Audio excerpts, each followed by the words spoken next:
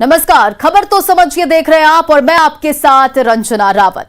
जनता के हित की बात हो या फिर सियासत की, नीतीश की यात्रा बेहद अहम मानी जाती है। 2005 से अब तक मुख्यमंत्री नीतीश कुमार 10 से ज्यादा यात्राएं कर चुके हैं और 14 दिन बाद एक बार फिर मुख्यमंत्री यात्रा पर निकलने वाले हैं। लेकिन इस बार मकसद हर बार से काफी अलग है। और क्या है यात्रा का मकसद और इस यात्रा का कौन उत्साहित है और कौन सवाल उठा रहा है, और जानने के लिए पहले ये रिपोर्ट देखिए, फिर खबर तो समझिए।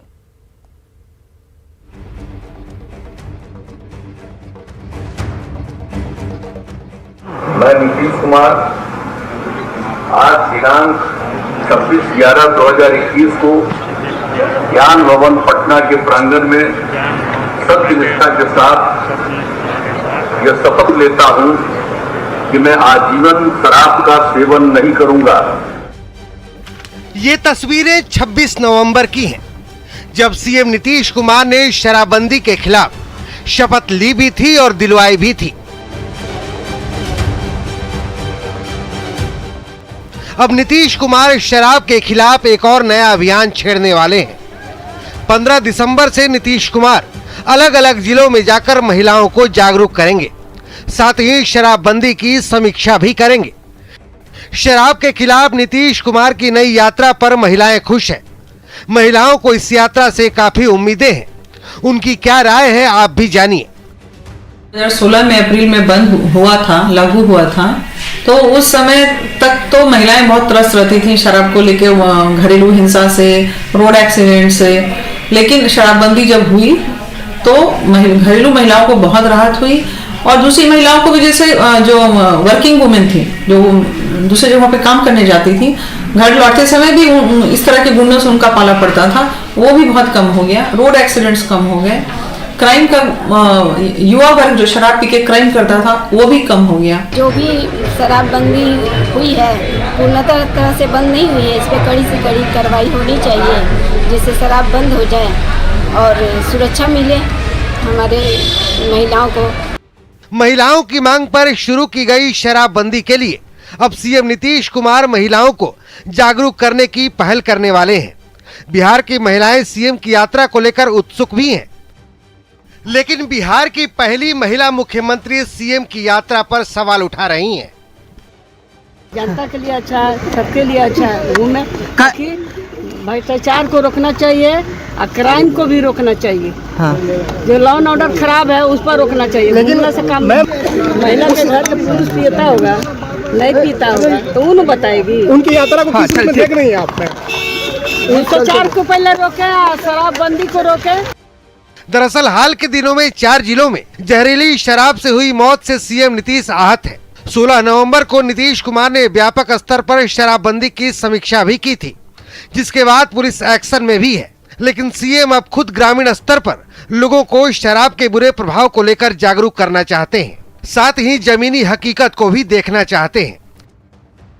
न्यूज़ 18 के लिए सासाराम से अजीत कुमार के साथ पटना से रवि एस नारायण की रिपोर्ट। और चलिए अब इस खबर को समझिए। मुख्यमंत्री नीतीश कुमार की इस यात्रा के कई मायने हैं और नीतीश की ये यात्रा बहुत ही प्रभावपूर्ण होती है। 2005 की बात करें तो 2005 से अभी तक नीतीश कुमार 10 से ज्यादा यात्रा कर चुके हैं। यात्रा के जरिए मुख्यमंत्री नीतीश कुमार जमीनी हकीकत को जानते हैं, साथ ही लोगों से सीधा संवाद भी करते हैं। और 2005 में सीएम बनने के बाद नीतीश ने न्याय यात्रा की थी। वहीं 2009 में विकास और धन्यवाद यात्रा पर निकले थे मुख्यमंत्री और 2010 में सीएम ने विश्वास यात्रा की थी। उसके बाद 2011 की बात करें तो 2011 में मुख्यमंत्री नीतीश कुमार ने सेवा यात्रा और 2012 में अधिकार यात्रा की थी और फिर 2014 में संकल्प और संपर्क यात्रा की थी। फिर 2016 में निश्चय यात्रा की थी मुख्यमंत्री ने। और मतलब कि नीतीश कुमार यात्राओं के जरिए विकास की नब्ज टटोलते हैं और एक बार फिर सीएम यात्रा पर निकलने वाले हैं। बढ़ते हैं आगे और अब बात मुजफ्फरपुर के अखफोड़वा कांड की। मुजफ्फरपुर के अखफोड़वा कांड को राष्ट्रीय मानवाधिकार ने गंभीरता से लिया है। मानवाधिकार आयोग ने बिहार के मुख्य सचिव को नोटिस जारी किया है और ये नोटिस मुजफ्फरपुर के मोतियाबिंद के ऑपरेशन में हुई लापरवाही को लेकर जारी किया गया है। 22 नवंबर को मुजफ्फरपुर के आई हॉस्पिटल में 65 लोगों की आंखों का ऑपरेशन किया गया, जिसमें अब तक इन्फेक्शन की वजह से 15 मरीजों की आंखें निकालनी पड़ी है। एनएचआरसी ने मुख्य सचिव से 4 हफ्ते में इस पूरे मामले पर जवाब मांगा है। और आपको बता दें कि अधिवक्ता एसके झा ने मानवाधिकार आयोग में याचिका दाखिल की है और याचिका में निष्पक्ष जांच और सरकारी खर्च पर इलाज की मांग की गई है।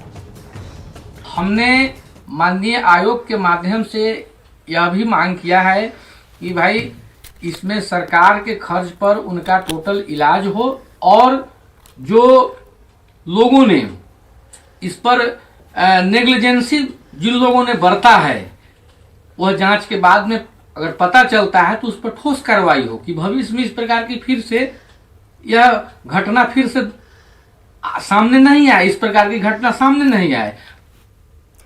और अब इस खबर को समझिए। आंख फोड़वा कांड कितना गंभीर घटना है, इसे इस बात से समझा जा सकता है कि राष्ट्रीय मानवाधिकार आयोग ने इस पर नोटिस जारी कर दिया है। मुजफ्फरपुर का ये पूरा मामला लापरवाही से जुड़ा हुआ है और लोगों की जिंदगी के साथ खिलवाड़ किया गया है।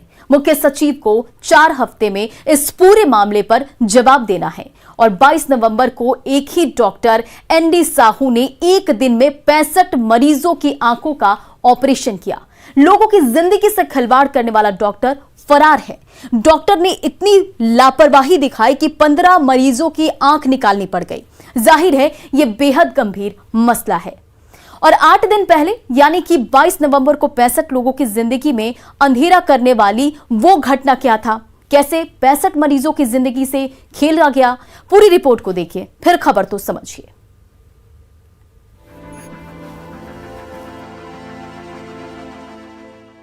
अस्पताल के बिस्तर पर पड़े ये वो बदनसीब हैं जो आंखों की चमक बढ़ाने गए थे, लेकिन बिना किसी गलती के अपनी जिंदगी में अंधेरा करा बैठे।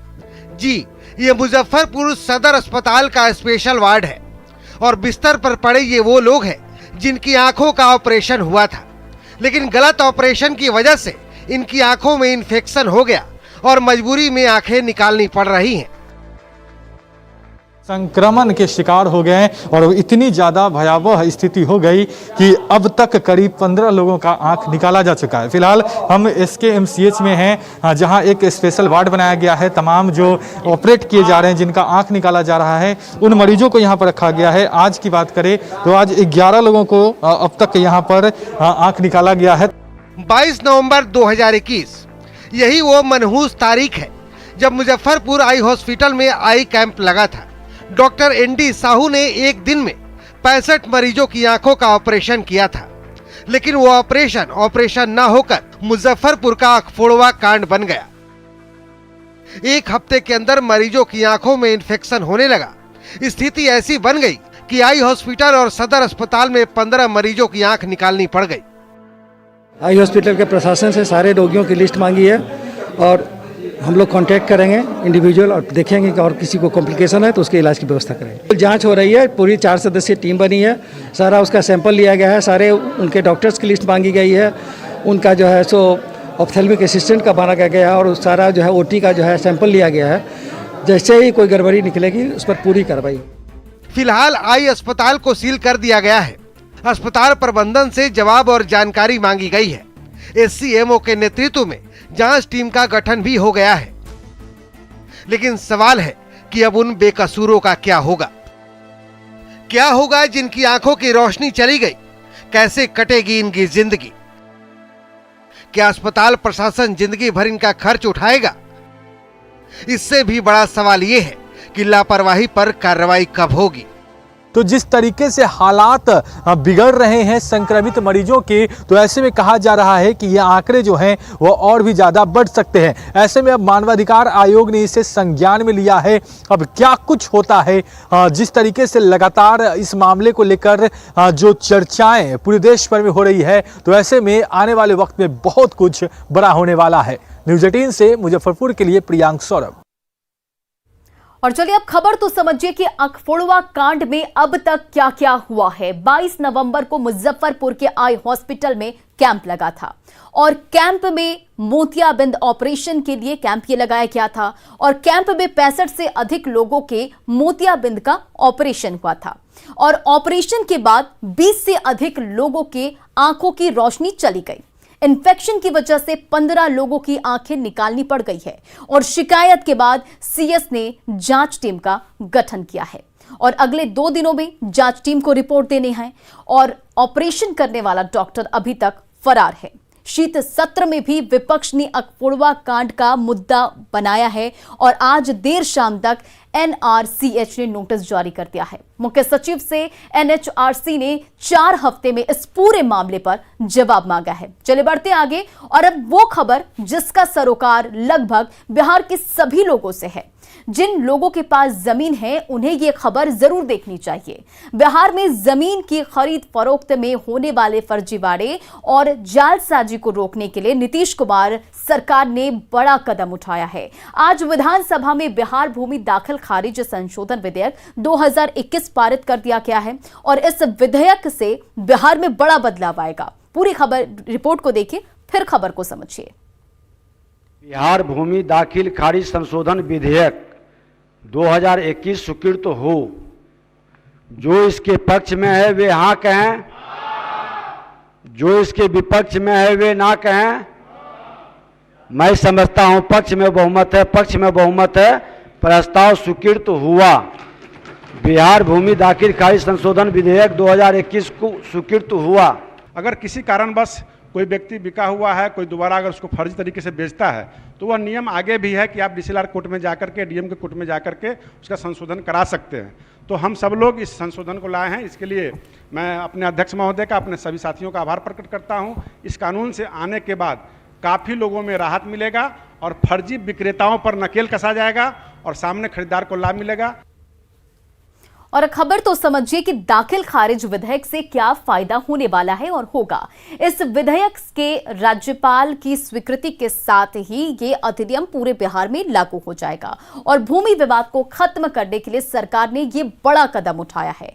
जमीन की खरीद फरोख्त में फर्जीवाड़ा भी रुकेगा और दाखिल खारिज के मौजूदा नियम में जमीन की वास्तविक स्थिति की जानकारी नहीं मिलती है। अब दाखिल खारिज के समय दस्तावेज के साथ जमीन के उस हिस्से का नक्शा भी जुड़ जाएगा जिसकी खरीद बिक्री हुई है। जमीन के बदले स्वरूप की चौदहदी भी दर्ज होगी और यही भूमि विवाद की असली वजह है। इससे छोटे से छोटे जमीन के टुकड़े का क्रय विक्रय कितनी भी बार हो वो विवाद खत्म होगा। इससे उन लोगों को सबसे ज्यादा फायदा होगा जो जमीन खरीदने और दाखिल खारिज कराने के बावजूद खरीदी गई जमीन पर दखल कब्जा के लिए भटकते रहते हैं और डिजिटल फार्म में दर्ज होगा ये नक्शा और इस कार्य योजना के तहत सभी अंचल कार्यालय में सर्वे राजस्व नक्शा को सॉफ्टवेयर के जरिए डिजिटल फार्म में तैयार किया जाएगा और दाखिल खारिज की जो याचिका है उसके साथ जमीन के हिस्से का नक्शा शामिल किया जाएगा और इस नक्शा को जमीन की रजिस्ट्री के समय भी डीड में लगाना होगा। अंचल कार्यालय में दाखिल खारिज के समय डीड के साथ भूखंड का नक्शा भी जमा करना होगा और इस व्यवस्था से रजिस्ट्री के समय ही साफ हो जाएगा कि किसी जमीन के किस हिस्से की बिक्री हुई है और इस तरह से सभी याचिका की जांच राजस्व कर्मचारी करेंगे। उनके संतुष्ट होने के बाद ही दाखिल खारिज की प्रक्रिया आगे बढ़ सकेगी। बढ़ते आगे और बिहार विधानमंडल का आज तीसरा दिन था। तीसरा दिन भी हंगामेदार रहा। विपक्ष ने सरकार से कई सवाल दागे लेकिन सत्ता पक्ष ने कुछ विधायकों ने ही भी अपनी शिकायतों को सदन से अवगत कराया जिसका बड़े ही सधे अंदाज में मुख्यमंत्री ने कैसे जवाब दिया इस रिपोर्ट में देखिए। नहीं चलेगी, नहीं चलेगी, नहीं चलेगी, राजद का गुंडागर्दी नहीं चलेगी, नहीं चलेगी, नहीं चलेगी। बिहार विधानमंडल के शीत सत्र का तीसरा दिन भी हंगामेदार रहा। शराबबंदी और भ्रष्टाचार के मुद्दे पर विपक्ष ने तख्तियों के जरिए खूब तल्खी दिखाई, लेकिन तीसरे दिन बीजेपी विधायकों की ओर से भी कई सवाल उठाए गए। झंझारपुर से बीजेपी विधायक नीतीश मिश्रा ने सरकारी आयोजनों में स्थानीय विधायकों को नहीं बुलाने पर सरकार से जवाब मांगा और शिकायत दर्ज कराई। मान किया जा रहा है उसकी सूची आप उपलब्ध करा दें। अभी तक वो 2 माह से अधिक बीत जाने के बाद मुझको सूची नहीं प्राप्त हुई। और एक सड़क के शिलापट का मेरा जो साइन बोर्ड है उसका मेरे पास है निर्वाचन झंझारपुर का, जिसमें 24/6/2021 को कार्य प्रारंभ हुआ और 23/12/2021 को कार्य संपन्न होने का डेट है। ये अध्यक्ष महोदय ये मेरे पास है। ये एक छोटा सा उदाहरण, इसकी कोई जानकारी कोई सूचना मुझे नहीं थी। तो अगर माननीय मंत्री जी ये समझ रहे हैं कि इसका अनुपालन कराया जाएगा, मेरी भावना वो नहीं है। ये हमारा अधिकार बनता है, ये विभाग कोई कृपा नहीं करेगा। या तो विधायकों की अगर भूमिका इसमें है तो वो स्पष्ट करें, विधायकों की भूमिका इसमें ना है वो भी बता दें। नीतीश मिश्रा के सवाल पर मुख्यमंत्री नीतीश कुमार ने पहले तो नियम समझाया, फिर मुस्कुराते हुए कुछ यूं जवाब दिया। ये सब मेरा किया हुआ है बहुत पहले का, लेकिन अभी हमसे पूछ रहे हैं भाई। तो सब लोग तो जो बोल रहे थे, अभी 3 लोग बोले हैं, तो एक तो बहुत पहले मंत्री थे। अरे बैठिए ना, आप लीजिए। अरे जब हम एमएलए थे मेरे बगले में न रहते थे, आप मंत्री हुए, राज्य मंत्री हुए, उसी समय की बात है। ये 86 की बात है, तब ये थे। ये बाद में हुए हैं। जब ये लोकसभा के नहीं हो रहे थे तो हमने कहा कि मिनिस्टर इनको बनाइए भाई कम से कम। तो ये कब की बात है?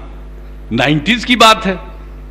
तो सुनिए ना, बैठिए ना। हम ऐसे ही आपको याद करा दे रहे हैं, याद करा दे रहे हैं। लेकिन पहले का कुछ और नियम है और आजकल उसका पालन नहीं हो रहा है, तो उसके बारे में जरूर बता दीजिएगा ताकि उसके बारे में पूरे तौर पर हो। अब ये जो पूछ रहे थे सबसे पहले, आज सबसे लंबा भाषण बोल रहे थे, तो सबसे लंबा भाषण बोल रहे थे, खुदे मंत्री थे, तो कितना दिन ही मंत्री रहे?